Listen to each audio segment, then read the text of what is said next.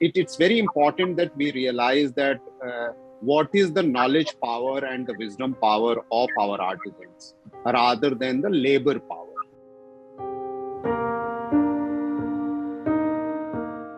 My first question is kind of about the first statement I made, which is about how can craft authentically evolve? And when we think of evolution, what has to stay the same and what can change when something evolves? And who do you think should lead that change, going by all the artisans that you've met and all they've had to say about their own work?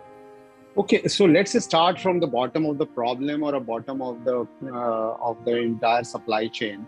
Artisan has always lived at the last mile of the pyramid, right? At the last stage of pyramid.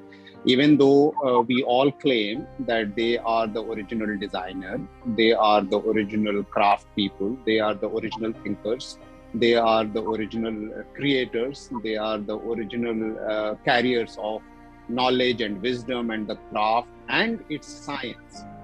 Because each craft person or artisan is also an ingenious engineer, but at the end of it, if you look at empathetically and with more research, we will find that an artisan was always used by somebody. So they are the basically craft persons are another creators, like the way in architecture and construction we call the masons, who are the ingenious people, but at the end of it, they are at the bottom of the pyramid. That's the irony of life. So I want to just make that as a long-lasting and long holding up reason for the situation of our artisans also. It's very important that we realize that what is the knowledge power and the wisdom power of our artisans rather than the labor power, right? So unfortunately, and I'm sure it is contributed by the community and society and by the artisans themselves, that they really allowed themselves to be exploited and degenerated to be considered as laborers and the workers rather than an artisan or a knowledge worker. Now, so that's the situation. But I think for the knowledge society, the onus was on us, on the government, on the people at the higher end, to actually recognize their wisdom, their work, their artisanship. We only do that in theory. We don't really practice it. And that is where the situation of our millions of artisans are. And if you see that where the money goes from in this entire workmanship or supply chain of the workmanship, you will see that the minimum money goes to the house of the artisans, and that's and why it hurts very strongly is because we do not stop appreciating their craft. I mean, there's no doubt about it. Their beauty, we wear them, we appreciate. We also tell the story that this is made by somebody in Kutch and somebody in Chanderi or somebody in Bhagalpur or somebody in Madhubani and somebody this. But if I say who is somebody, and if you make a call and tell that, can you even can you show the video that what is the situation of your house? It looks like that why such a beautiful product made by somebody lives in such penury and in such situation. And that is where we need to really work out the model that how do we work with them. We need to really figure out how do we bring back three things: dignity, wisdom and originality, and ownership to the craft that the craft people make or artisan make, and its uniqueness. How much do you think Indian class politics and the caste system and colonization have all sort of come together to make artisans feel like we only use them to actually make us use artisans only for their hands and not their brains? Yeah, I mean, your question is a reply in itself, because we certainly is a class-based society. We certainly is a society where we invite the Mangniyars, folk musicians from Rajasthan to sing in our darbar, but we don't eat with them. We listen to them, we appreciate, but we don't sit and talk to, really eat with them. Similarly, we go to the best clusters of, let's say, Musiri and Kanchipuram and all that, or maybe go to the Rajasthan and work, buy the products of people work or this work or that work. But actually, we don't feel like sitting along with them. We do not really consider them as indigenous people. We consider them class, degraded class. We consider them a class different, and we consider them almost like untouchable for all practical purpose. Even though we touch every product that they make, and we wear them, and we make proud of them, and we make them as an advertisement, as a photo shoot, and put them as a calendar and things like that. But no, we consider them as class, which is not something which is close to the buyers and the people who use their product. And this is a general problem of the country. We are very deeply class divided and sect divided and caste divided, and we have created all the systems to divide ourselves than the system which can unite ourselves. And consider each other as equal. So that is a deep problem, and any solution that we are going to get into will not deeply go away from the problem, but it will only persist in a hidden manner unless we break this class system, or the respect for each other system, respect for their wisdom, respect for their dignity, respect for their work and workmanship and things like that. Rather than we treat their, it's something like, I am happy to eat what they are making, but I'm not happy to sit and eat with them, which is very, very degradeful to think about. I have no idea what kind of solution that we can find out, but this certainly is a problem that we must recognize, that unless this problem is taken head on, it may be very difficult to solve the deep rooted problem. How much do you think kind of journalism and research and curatorship and fashion conservation, textile conservation, exhibitions, sort of this more theoretical academic side of fashion, how much do you think it needs to grow in India, which has largely been concerned with the end product of it more than anything? How important do you think pursuits like that are in legitimizing craft as a dynamic system? So one thing that we have graduated as a society and community, and the global community and society, is that you must have seen that in the last few decades, the zeal to travel has much more higher, number one. Number two, tourism has increased. Number three, experience. The word experience, not for theory, but experience, is the word that everybody wants to exercise. And these are some of the very good signs for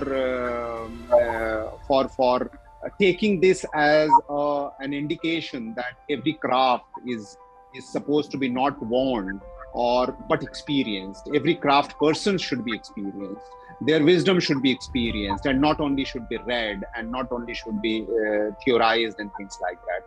In that manner, texting them, researching them, documenting them, archiving them, and bringing them to the world of wisdom, or to the world of archivalism, or to the World Wide Web, or to the information society, is very, very important. India's clusters are very famous. Like, there is a Kanchipuram cluster, there is a Bhagalpur cluster, there is a Madhubani cluster, there is this Chanderi cluster, then there is the Ikat cluster, whatever. I mean, there are hundreds, and there are 545 only textile clusters.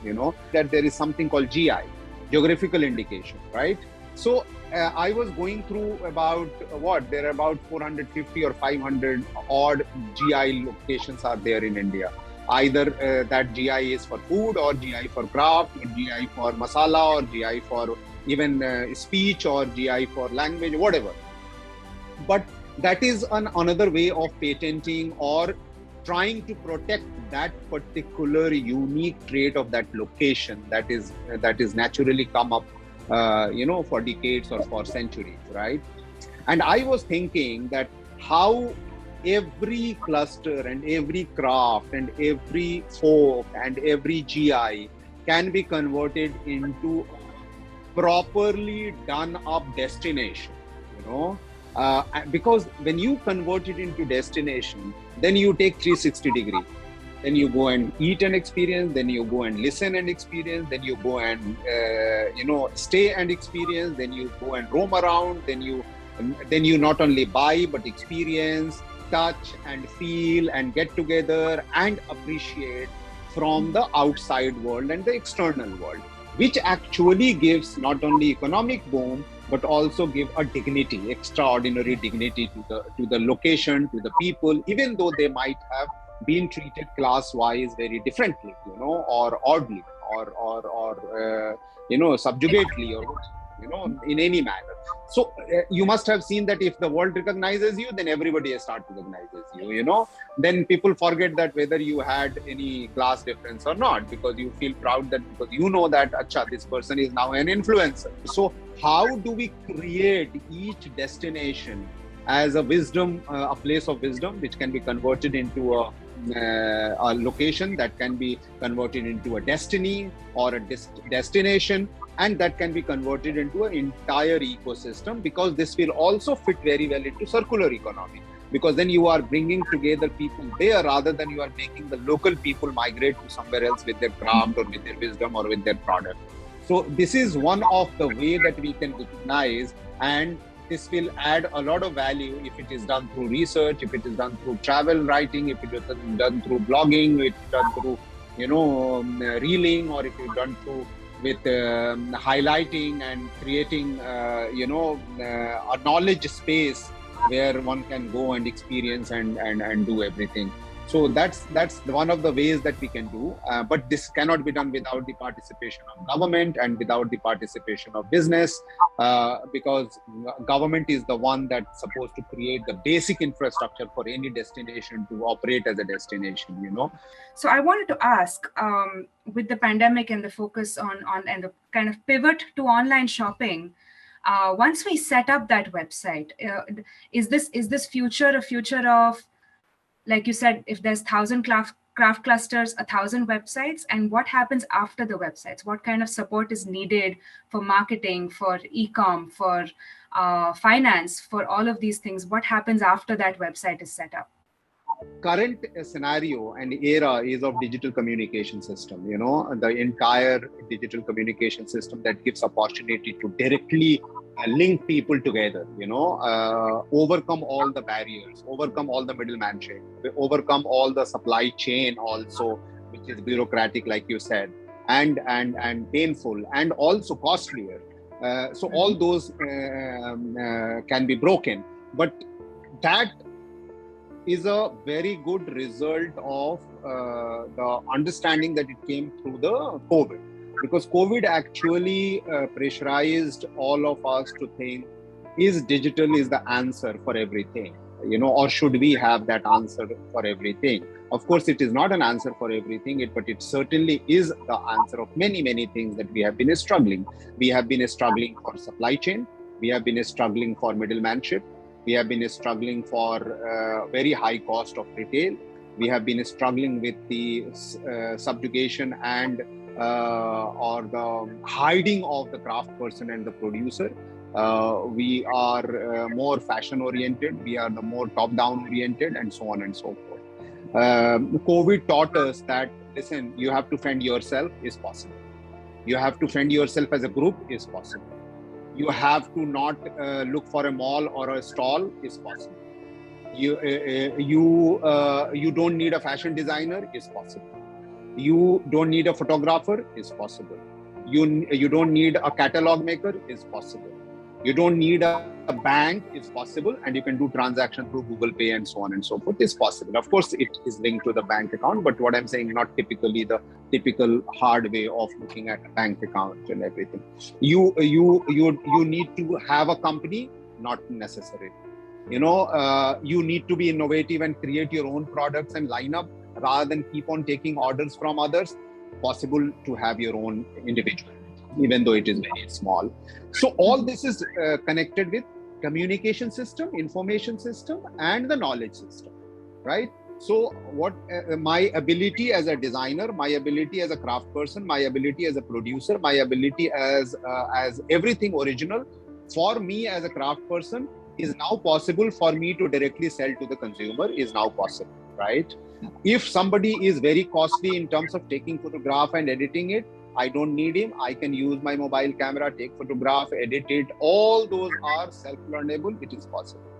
I don't need a website because website is expensive. Who will make it? Who will upload it? Who will manage it? Who will host it?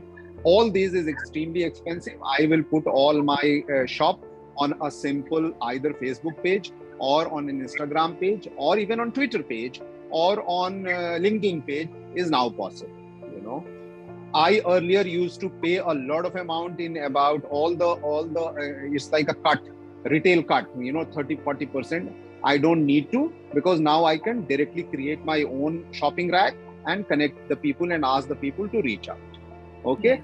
So all this is now a possibility, and therefore reply to the first question of how much they have been suffering from the traditional class barrier and this and that is now possible, that since you can reach out directly to the marketplace or to the people, there is also a possibility that you can break all those barriers of the middlemanship, because that barrier was also class based, pedigree based, family based, religion based, or ritual based, or whatever.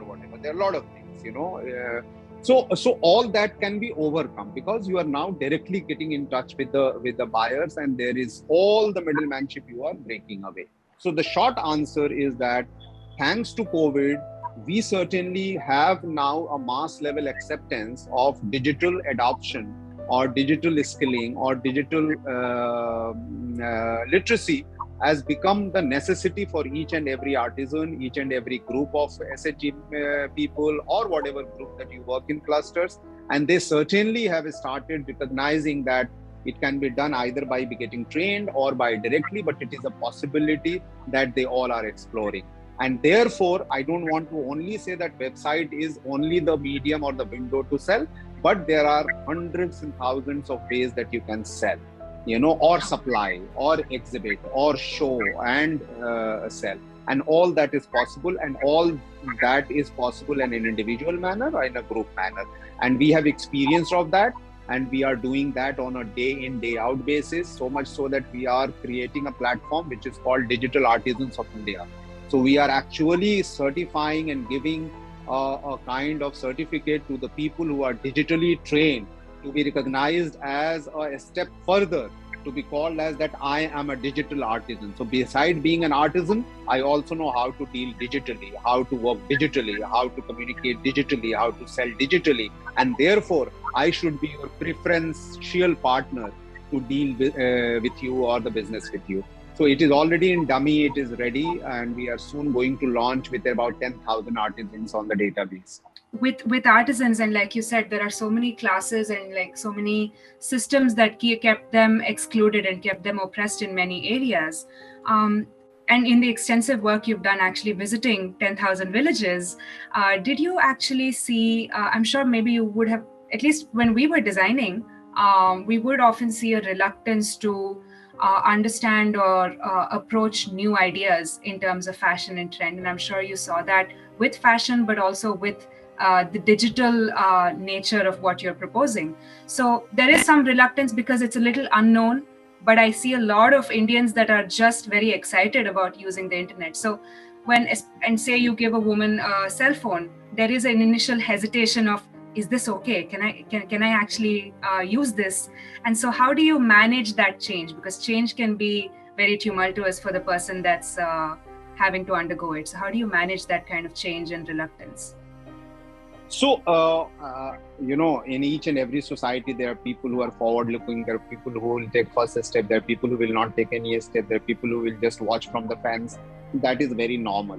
Our model is two sets. One is that wherever we go in a cluster, we always first try to find out the most proactive person there, local, who is very young and who is very open, with open arms. And that is the person whom we empower with all the digital assets and knowledge and training. and that person takes responsibility to reach out to further number of people. And that's the reason I said that it's digital model.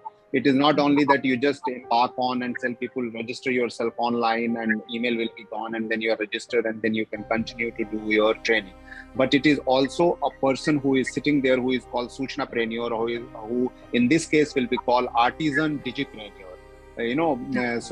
Digital entrepreneur with a family of artisans, who is the person who will be having a setup, who is having a setup of digital services, digital knowledge, digital connectivity. And the same person is also responsible to train more and more people and become a service provider to more and more people. So very much localized to the community, so that you have, so Pallavi coming from the Ikkat family of the Pochampalli will be actually a person who will be doing the local, so that nobody says that some outsider is coming and trying to do this digital. So that's not our model, and that's not the idea. Having said that, there will always be a resistance. There will always be a affordability resistance, because you can't buy a smartphone. Therefore, how do you do business? So for that matter, only we create this public space and public face in the form of digital artisans, or the digipreneur, who is actually the person who becomes your digital face, who becomes your link to the world, and who become your link to the capacity, your link to the training, link to the possibilities. And then gradually you figure it out that, if you still need a smartphone to buy, and you can carry on and you can buy. But first you have a public level of the linkages to try digital without even too much of a risk. So my next question is actually, this was something at each cluster that we went to, the overwhelming response was that we won't be teaching our children this craft, and we would rather they go to a city and they find a city job. And like you said, masonry becomes masonry because these people that have no knowledge of masonry come to the city to work in construction and then further be degraded and further be entrenched into that class system. But at the same time, it's a damned if you do, damned if you don't situation, because their parents don't see a lucrative future for them in the craft. But now that you're imparting digital literacy, do you see any incentive or some inspiration for the younger generation to stay on? Because digital is the language of the young in some way. It's seen as that. So are is the younger generation excited to stay back and practice their craft a little bit more, because they feel like the digital reality reflects their experience a lot more than the traditional reality that their parents experienced? So, I don't want to be, a fairy teller or something like that from that perspective. Market and consumer liking and consumer choices will always make a difference to the market the way it is growing. If the agriculture is not lucrative, my next generation will not sow the seed. It's very natural. Similarly, if there is no money in being a craft person, next generation will not become a craft person, and there will be a period of losing them out, and so be it. I mean, you can't help it. The market will certainly decide. We are no more in an era where we can think that everything that can be worn by hand only. I would say that many will die a natural death. You can't help it. Many will survive because they might have adapted to the new systems, and that is where our effort has to go. Similarly, in the digital communication system, if you don't adopt and you can't say your voice, if you can't mention your voice, if you can't reach your voice, it will die. I mean that's too sad. But the point is that that's the fact of life. But having said that, what I am actually trying to say is that if you adopt and adapt without losing the original character, without losing your tradition, without losing any of the ethics, and still survive, this is the time to make that. And any effort which is going into that direction, if that can make it survive, then we will see the survival story, and we might be seeing also not so many survival story as well, and therefore we will become the part of Wikipedia page, but I mean, at the end of it, I as a consumer cannot wear all the 545 types of textile design in the country. So obviously some of them will be more popular, some of them will be less popular, some of them will be more exotic, some of them will be less exotic. But the point is there is humans behind each one of them. they will adopt something new, which is more market oriented, which is more adaptable, and so be it. I don't have a very hum puri duniya ko bacha lenge types. I don't want to sound like that. But having said that, I have already given a lot of solutions that we can adopt, lot of medium that we can adopt, lot of methodologies that we can adopt to make an economic sense out of it and to make a survival story out of it. And all that, if we adopt, we might have maximum number of these craft saved and made relevant and contextually experiential, rather than make them die. Obviously, there will be less number of viewers. Maybe there is a possibility that we may survive, but with less number of people will survive. But that is a nature, that's very natural. So then the next question I had, which is kind of segueing into towards the end of my questions, this is borrowed from this podcast, Women in Labor, where in the end they interview people, experts from various fields, and in the end the one question is, what is the one thing that you'd have us do with your expertise? What is the one thing that you'd like young designers and young fashion consumers and artisan consumers to do that would make this journey or mission more achievable?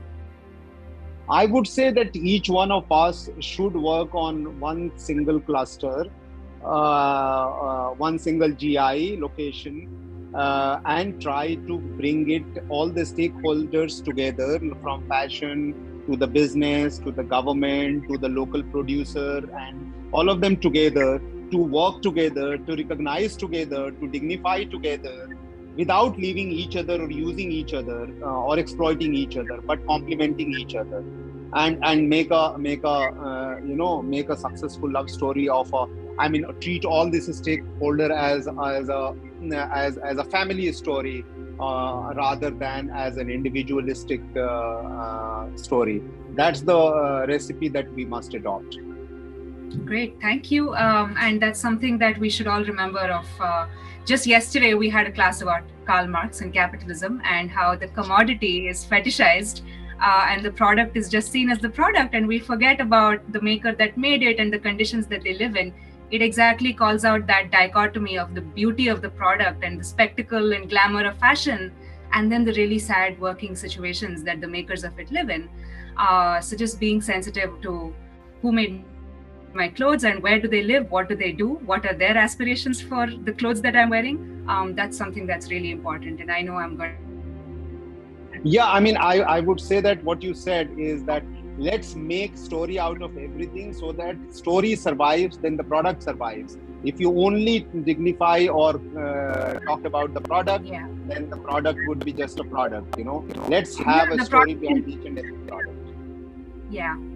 On that note, thank you so much. I'm beyond grateful that you've taken this time to help me understand some of these things. And I know that a lot of the people that I work with will be really excited to see this interview and hear the perspective of somebody that's actually doing the work and has built up an immense amount of experience and is speaking from a place of practice and experience. So thank you so much. You take care and be good, and we will be in touch. Yeah.